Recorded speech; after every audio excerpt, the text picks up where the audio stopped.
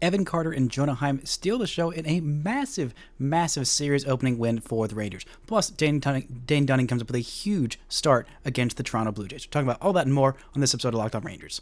Let's get into it. You are Locked On Rangers, your daily Texas Rangers podcast. Part of the Locked On Podcast Network, your team every day.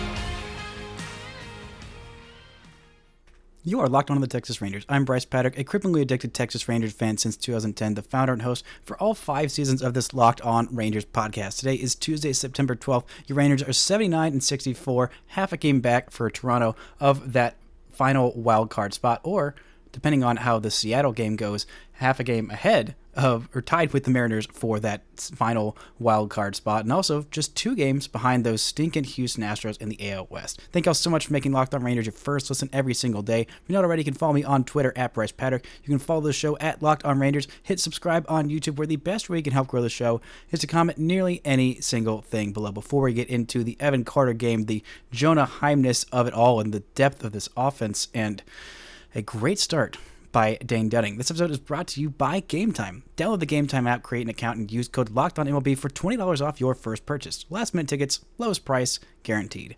Now, this game was just a massive showing for the Rangers, who needed it in the worst way, who need every game in the worst way moving forward. A 10-4 explosive offensive victory that this looked like that team that was knocking everybody's brains out early on in the season. They got good enough from their starting pitching. They got a bullpen that didn't have to pitch in high leverage situations, so they were mostly fine, and an offense that just stepped on the necks of a good team and battered them with a life-killing 5-run 7th inning when the game was still very much in doubt. And when it was in doubt, the guy who put it away was Jonah Heim. Jonah Heim with a massive grand slam. But I want to talk about Evan Carter, who was the star of the show while the game was still in doubt. A 2-hit game for him, a first MLB home run. Congratulations to Evan Carter. Got absolutely all of that baseball, just was crushing the ball tonight. I mean, really just absolutely crushing it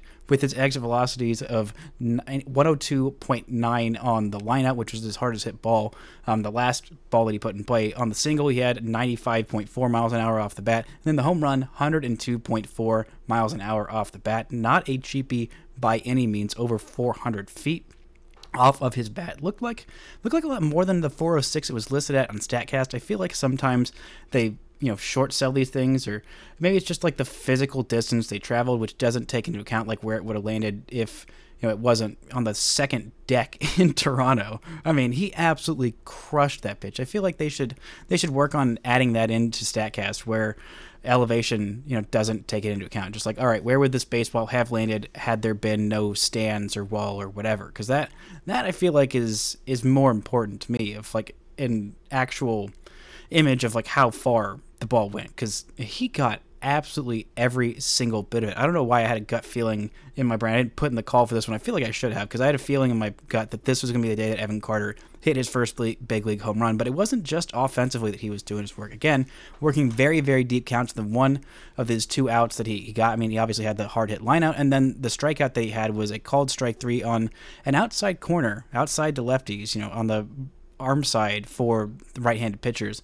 That was just very inconsistent all day of being called a strike or not a strike, or you just never knew with the home plate umpire today, and ended up getting called strike 3 on Evan Carter. But again, working deep counts, but defensively as well. His second outfield assist, the first primary assist, the first assist that he had was in right field where he threw home. Didn't get the runner there, but Jonah Heim, I believe it was, behind the plate. Actually, no, I think it might have been Austin Hedges in that game that threw out the runner at second base, and so it technically counted as an outfield assist. But this one was pretty much on the money, a little bit offline, but he wasn't very short in left field, but the runner was coming around from second base, and it was just good enough. And Jonah Heim did a great job, and has done a really great job all year long of taking these throws by the outfielders and applying the tag, which is a hugely underrated skill. It's something that Mitch Garver, I've noticed a lot, has not been able to do quite as gracefully defensively as Jonah Heim has done. It's one of the many, many reasons why I love Jonah Heim defensively, the things that he does,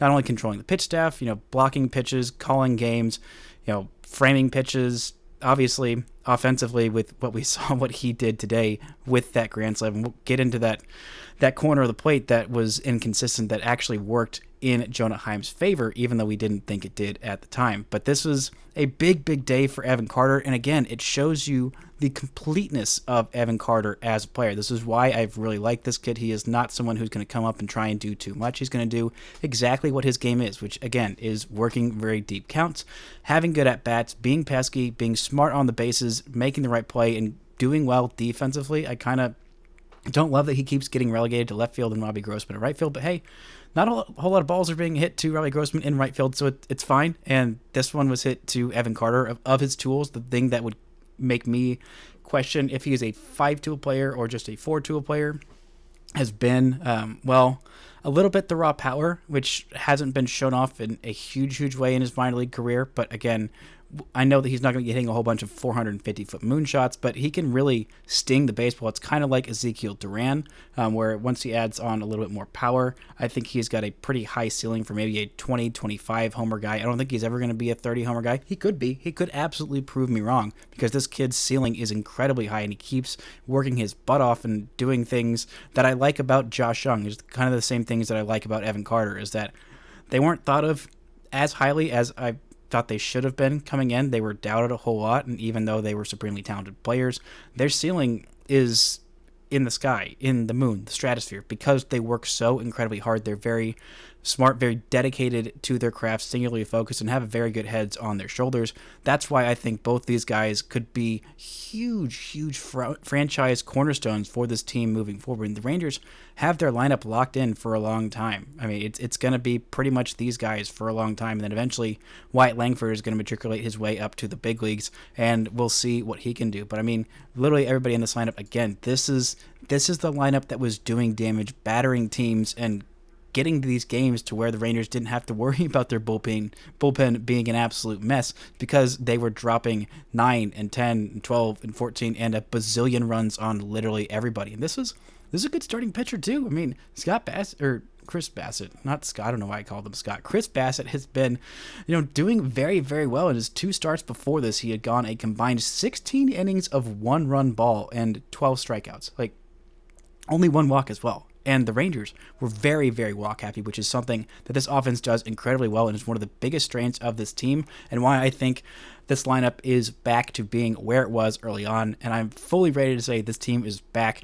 Put your hopes up. It's going to be a wild ride, but man, this team has all the tools to go on a deep run. And if they play like this the rest of the series, they might just take all 4 games in Toronto, which would be the most massive, massive feather in their cap. Coming up, we're going to look at why this offense did so well, Jonah Heim's little tweaks that are making all the difference in the world, and Dane Dunning, again, coming up in a big spot for the Rangers. But first, this word from our sponsors.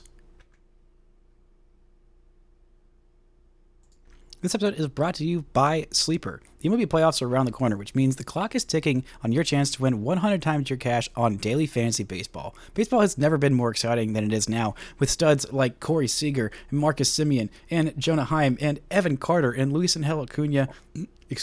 Also Ronald Acuna Jr. and Mookie Betts in the game. You can pick these stars and pick more or less on these stats for these stars, like home runs, hits, strikeouts, and more, for up to a 100 times payout on Sleeper. Get your picks right and you could win big. You think that Corey Seager is going to finally get his 31st home run of the season? Do you think Marcus Semien is going to homer against his former team in Toronto? Well, he has been on a tear as of late. That could be a bet you want to make. Or do you think that Max Scherzer is just going to go absolutely bonkers against this Blue Jays lineup tomorrow? Well, today, I guess, as you're listening to this. We'll see. If you want to go check it out, use promo code LOCKEDON. You'll get up to a $100 match on your first deposit. Terms and conditions apply. See Sleeper's terms of use for details. Shout out to the Airders for making Locked On Rangers your first listen every single day. On tomorrow's show, we'll be breaking down the most important Max Scherzer start of his Texas Rangers tenure. The Rangers take on the Blue Jays this week and catch every pitch with the hometown broadcast on SiriusXM. Just download the SXM app and search Rangers. Now, this offense was absolutely clicking on all cylinders for the Rangers, doing the little things right, doing the big things right, and the big thing that they did right was a grand slam by Jonah Heim, his 16th home run of the year, and the biggest part of that is that he hit it while hitting right-handed. This was a pitch in a 3-2 count, and the pitch right before it was that same part. It was inside to right-handed hitters and in and off the plate, whereas to lefties it's a little bit down and outside the plate. It was really inconsistent. If pitches there were going to be called strikes or balls. This was against Genesis Cabrera of the Blue Jays, a lefty specialist, where he got a generous call on what should have been ball 4 with the bases loaded, but Jonah Heim looked at the umpire and said, really, you're going to call that? And then, like a gift of karma, the very next pitch was an absolute meatball right down the center of the plate, and Jonah Heim said, you know what, thank you for that bad call. And he hit that thing 107 miles an hour off the bat, 405 feet, a home run in all 30 parks, just absolutely crushed his second grand slam of the year. Actually, maybe it's his second grand slam since coming off the injury list. Just absolutely massive. Truly massive. He also had a big RBI double earlier on in the game, and just looked very much like himself. Leslie McCassin was talking on the broadcast about some tweaks that he had made in his approach at the plate to take a little bit less stress off of that bottom wrist, which is a good thing. He is finally batting right-handed. He is not just going lefty on lefty, so it seems like he's feeling 100%. He's been saying that he's been feeling 100% for 2 weeks. Just the timing had not been right. He had a couple of hot games, including that really great swing on the grand slam in Minnesota, a game where the Rangers should have won. But again, I digress. And he also looked to have some pretty decent at-bats against the Mets, but since then it had been a rough stretch for him.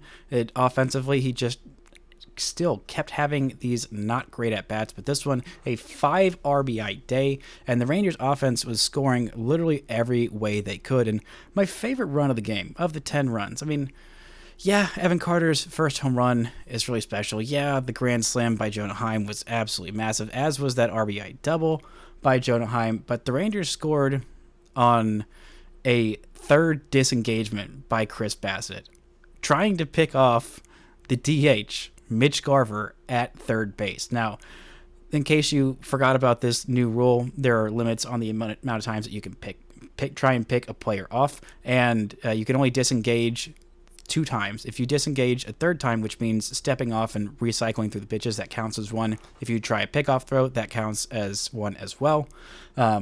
And this is a full count with runners on second and third, and some really smart base running by Mitch Garver. It was being played to pull, so there was nobody holding Mitch Garver on at third base, so he was just kind of walking, strolling, ambling down the line at third base, about halfway to home, and Chris Bassett knew that he had stepped off twice, and he knew if he stepped off a third time, you can pick somebody off a third. You can make a third disengagement of trying to go and tag the runner out, which he attempted to do, or try and pick the guy off. But if you don't pick that person off, if you are unsuccessful, then it counts as a balk and the runners all advance. And Mitch Garver knew that, and he was getting in his head. I mean, Chris Bassett was just all in his head in that plate appearance. I think that was Josh Smith that was at the plate at the time. Can't remember exactly who it was, but it did not really matter. I think actually it might have been Louis Tavares. Doesn't matter.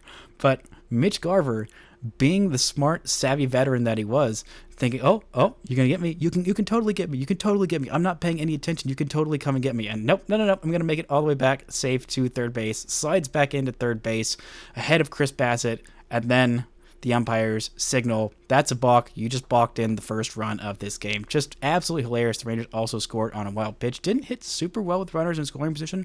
Just 3 for 12, but when one of those 12 is a grand slam, that'll get you a 10-run game. The Rangers had so many base runners in this one. 11 hits, 9 walks. 9 walks! Absolutely fantastic. everybody in this game reached base multiple times. Everybody that started, I should say. Josh Smith worked a couple of big walks, a couple of walks by Nathaniel Lowe, who was over 2. Marcus Semien worked a walk and a hit. Corey Seager, of course, a multi-hit game. Robbie Grossman, a 2-hit game as well. And, of course, the 2 big hits from Jonah Heim, the only person who reached base 3 times, if my math is... Nope. Garver did reach base 3 times on 3 different walks because, of course, that is the kind of role that he is on right now. But the only other person who reached base 3 times safely was Leody Taveras, who continues his hot stretch, getting on base, putting together quality at-bats. That's why he is hitting high up in this lineup at 6th in the order, and Jonah Heim is all the way down there at 7th, just down a little bit from where he had been for most of the season.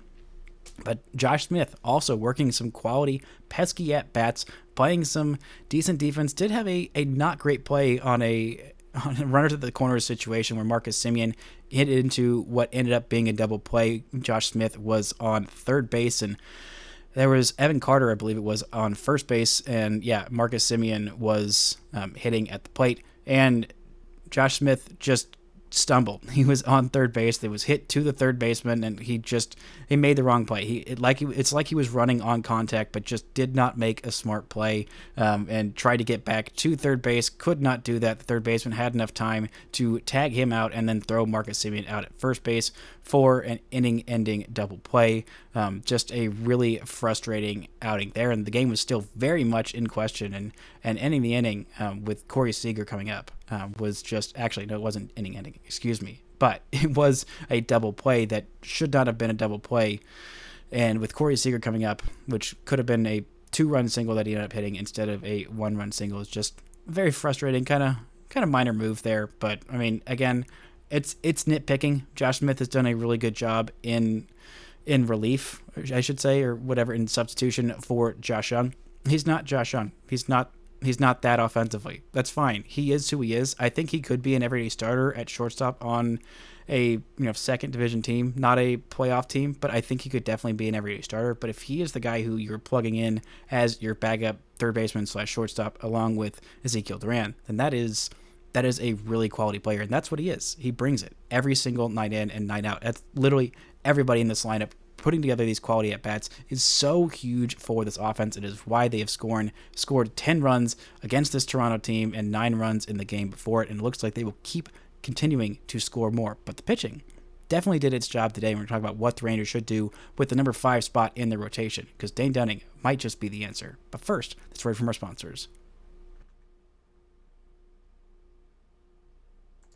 This episode is brought to you by Gametime. Buying tickets to your favorite events shouldn't be stressful. Gametime is the fast and easy way to buy tickets for all the sports, music, comedy, and theater near you. With killer deals on last-minute tickets and their best price guarantee, you can stop stressing over the tickets and start getting hyped for all the fun you're going to have. Forget all the planning months in advance. Gametime has tickets on deals right up to the day of the event. You can get exclusive flash deals on tickets for literally every single thing you want. The Gametime guarantee means you will get the best price. If you find tickets in the same section and row for less, Gametime will credit you 110% the difference. Get images of your seats before you buy, so you know exactly what to expect when you get there. Buy tickets in a matter of seconds. Just 2 taps and you are all set. And those tickets are sent directly to your phone, so you don't have to dig through your email. Download the Gametime app, create an account, and use code LOCKEDONMLB for $20 off your first purchase. Terms apply. Again, create an account and redeem code LOCKEDONMLB for $20 off. Download Gametime today. Last minute tickets, lowest price, guaranteed.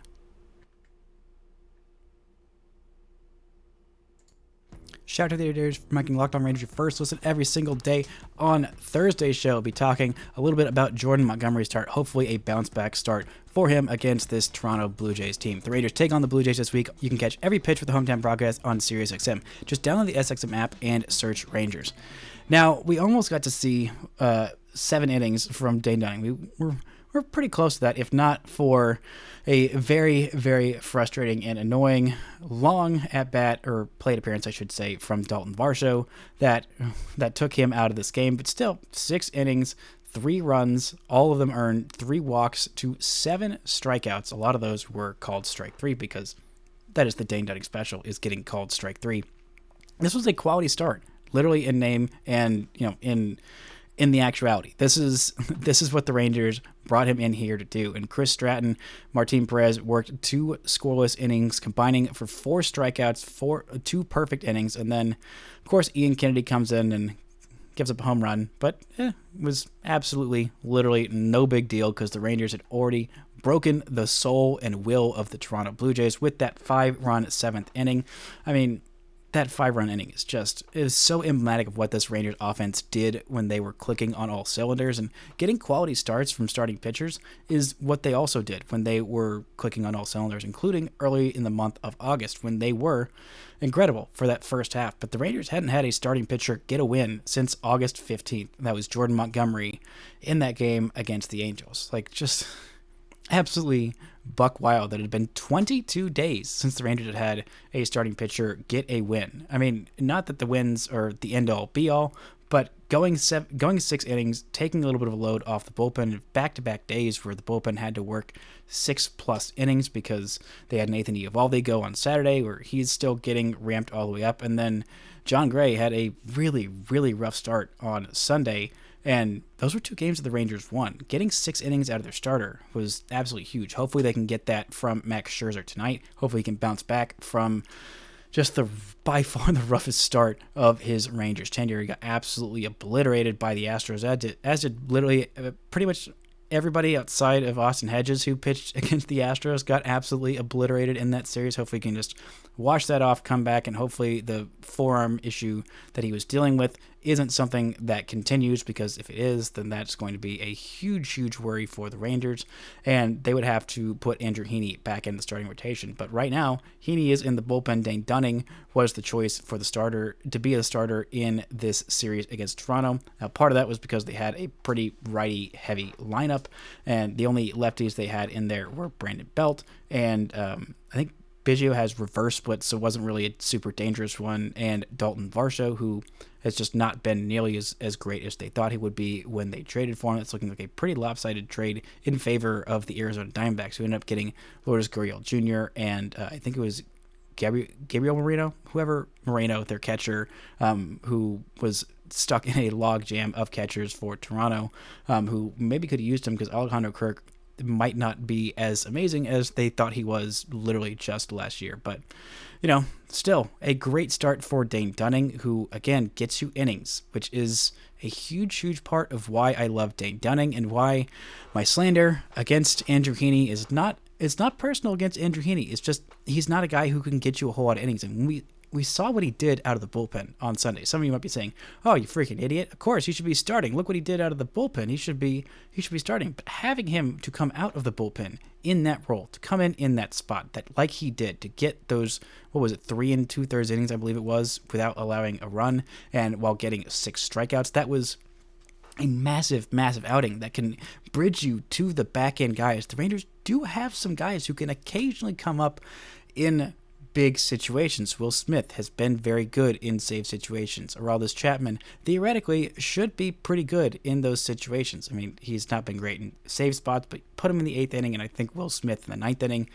If you can get a bridge to those guys, or just have occasionally when your starter does not, just spits the bit a little bit, like you got to see from John Gray on Sunday. Having a guy like Andrew Heaney coming in there out of the pen. I know the Rangers have quite a few lefties in their pen, just kind of an absurd amount of lefties, and 3 of them that can all give you some quality length and breadth of innings in Martin Perez and Cody Bradford, and now at Andrew Heaney as well. I think that this is the role for Dane Dunning because he can give you 100 pitches through. Even at his best, Andrew Heaney's probably going to get you about 80 pitches. That's what they're expecting. That's what they hope for him. And things can really fall off the rails rather quickly, which you don't want to save for your starting pitchers. And it looked like they might be falling off the rails a little bit rather quickly for Dane Dunning, who had a couple of rough outings, including piggybacking off of Nathan Eovaldi in that start against the, the primary pitcher experience against the Astros, where he gave up 9 runs. Just a really, really rough outing for him. And, his last couple outings have just been really a lot of coming back down to earth before this one. He had the 5 1/3 inning against Houston, and then against the Mets where he couldn't make it through 5 innings. He allowed 3 runs there, 2 walks in those 4 innings of work against them, and then also had that really rough outing before that against Minnesota as well. So it was started to get in question. I was starting to have some doubts about Dane Dunning. He had been a little bit lucky with his BABIP and, the FIP and all that nonsense. Just really did not like Dane Dunning, but I've been steadfast in saying he is a very solid number 5 starter who will give you a chance to win most every game, and that's exactly what he did. That's him doing his job in a big way and getting those 2, albeit very low leverage, perfect innings from Chris Stratton and Martin Perez was really nice to see as well. I mean, just a complete team effort, just a big series opening win. When you had your number 5 starter on the hill, that's huge. That's absolutely massive for this team moving forward. They have Max Scherzer on the hill tomorrow versus Hyunjin Ryu, who has been a very, very good pitcher. I mean, this looked like a pretty decided matchup in favor of Chris Bassett in terms of the starting pitchers, but Dane Dunning just outworked him. He just completely outworked him in this one. The Rangers just worked this Toronto bullpen, which is a huge plus in their favor. Just, again, the depth of this lineup coming through. Bruce Bochy has been steadfast in his praise of this team of, this is a good freaking team. There is a reason why they still, I think, lead the American League in run differential, at least lead the American League West. I know that. I think Tampa Bay might have caught up with them just a little bit in that, but they have one of the best run differentials in all of baseball because they score a lot of runs. They have good starting pitching. They have had their issues. They still are a flawed team. By no means is this like the best team in all of baseball by far. It's not. It's just not, and it's fine. It is a good baseball team that should make the postseason. I think they are a more battle-tested team than they have been given credit for. I think they are just a better team. People have been doubting this team since the very start. People have been saying in June, it's like, these teams are a bunch of frauds. This offense isn't actually that good. It's all smoke and mirrors. Actually, their starting rotation is not that good. Actually, the bullpen is crap. Well, the bullpen part, they might have been a little bit on the money there, but the offense is freaking good. Marcus Semien and Corey Seager are absolutely phenomenal. Mitch Garver is a really freaking good player. Robbie Grossman is even having a renaissance now, and just the depth of these guys of Tavares and Heim and Smith and Carter and Nathaniel Lowe as well. And this is all while 5 All-Stars have missed significant time in the second half. That's when the team has gone down its skid. I mean, from the start of the All-Star break to the middle of August, this was one of the best teams in baseball over that stretch. It has just been like 3 weeks, basically, that this team was in the crapper. 3 weeks, and everyone's like, nope, actually, the entire 120 games we saw before this, that was all garbage. This 3-week sample is who this team is. That's not who this team is. This is a team that fights. This is a team, although the fan base has been absolutely bruised, battered, beaten, and just destroyed the last few years, last decade, last, 51 years has been in Texas. This fan base has experienced a lot of heartbreak. These players, this manager, this coaching staff, this organization is not as battered and shell-shocked as this fan base. I mean, as they shouldn't be. Like that's why they're in these positions. They know what the deal is. They know that they are a half game out of a playoff spot, or maybe tied for a playoff spot, depending on how this Seattle game goes. It is right now still 3-3 in the bottom of the 6th inning. It's the morning. You'll know how this turns out. But if they win against Toronto on Tuesday, they will be back in a playoff spot. I mean, the Astros just lost to the A's. I mean, anything is possible. The division is not out of reach. They are 2 games out of the AL West. There are 19 games to go. Yeah, and this team is still absolutely in it. They completely spit the bit the last 3 weeks heading into this 3-game winning streak, but they are on a 3-game winning streak. This is still a team that is very much in the mix, and despite our feelings of being shell-shocked and hurt by this franchise so many times, this is a new team. This is a new manager. This is a new star cast, a new group of young guys and veterans. This is a team that has been very good for the entire season. They are still in it. They are going to give it their all, and I feel very good about this team making the postseason. And hey, the AL West, like I said, is not out of reach. So hopefully this is the start of everything turning around. That moment of losing to the A's in that series opener, riding a 4-game losing streak after that walk-off homer that gave us so much hope. Maybe this is finally the time where they turn around and continue their winning streak tomorrow with their ace on the hill in Max Scherzer. That's going to do it for today's show. Thank you all so much for listening and subscribing, and until next time, don't forget to enjoy Playoff Chase Texas Rangers Baseball.